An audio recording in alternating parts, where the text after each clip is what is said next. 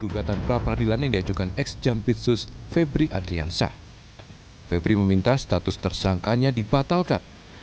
Kabak Ops Kortas Tipikor Polri, Kombes Ahmad Yusuf bilang pengajuan pra-peradilan dilakukan Febri Adriansyah sah dan diperbolehkan secara hukum. Dia menegaskan Kortas Tipikor Polri siap menghadapi gugatan pra-peradilan yang diajukan kuasa hukum ex-Jampitsus. Dipersilakan. Salah satu angka 15 KUHP memberikan batasan bagi pihak yang dapat mengajukan keberatan melalui mekanisme pra-peradilan. Kortas Tipikor Polri siap menghadapi gugatan pra-peradilan tersebut, kata Kabak Ops Kortas Tipikor Polri, Kombes Yusuf. Sebelumnya, tim kuasa hukum ex-Jampitsus Febri Adriansyah menggugat Kejagung dan Kortas Tipikor Polri ke pra-peradilan terkait proses penggeledahan, penetapan tersangka, hingga penahanan ex-Jampitsus. Tim mendaftarkan 2 gugatan, yaitu meminta Pengadilan Negeri Jakarta Selatan menyatakan surat penetapan tersangka dan surat penahanan tanggal 24 Juli 2026 bersifat tidak sah. Selain itu, Kejaksaan Agung juga dituntut untuk segera membebaskan Febri Adriansyah dari tahanan dan menghentikan proses penyidikan perkara. Saya sudah menetapkan klaim sebagai tersangka pada 10 Juli 2006, tapi Kejaksaan Agung mengulanginya pada 24 Juli 2006. Menyangkut dugaan peristiwa yang sama. Ini membuka peluang satu orang dituntut 2 kali.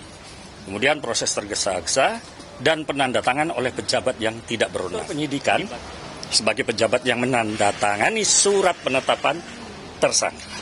Sebagai perintah penahanan juga tidak menyebutkan alasan konkret kenapa klien kami perlu ditahan. Kami mohonkan, kami minta Pengadilan Negeri Jakarta Selatan menyatakan penetapan tersangka 2 penahanan tanggal 24 Juli 2026 tidak sah dan meminta kepada Kejaksaan Agung membebaskan klien kami dari tahanan serta menghentikan penyidikan. Kasus korupsi dan TPPU ex-Jampitsus Febri Adriansyah terkuak setelah Kortas Tipikor Polri melakukan penggeledahan serentak di sejumlah titik, salah satunya di Cafe The Clan. Dari kafe ini, Kejagung menyita uang ratusan miliar rupiah pada 8 Juli 2026. 9 Juli dini hari, penyidik Kortas Tipikor juga menggeledah rumah pribadi ex-Jampitsus di Sentul dan menemukan uang ratusan miliar rupiah dan emas 74 kg. 11 Juli 2026, setelah merilis jumlah barang bukti, baik emas dan uang hasil penggeledahan, Kortas Tipikor Polri menggandeng Kejagung dan Komisi 3 DPR, menetapkan ex-Jampitsus Febri sebagai tersangka. Hingga akhirnya kasus penyidikan ini dilimpahkan dari Kortas Tipikor ke Kejagung.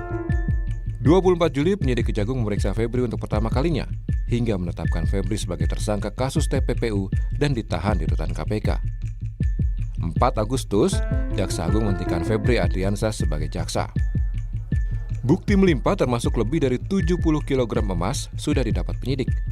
Meski demikian, Kejagung belum mengungkap siapa pemilik bukti emas itu. Kata Kejagung, hal itu akan diungkap di persidangan. Tim Liputan, Kompas TV.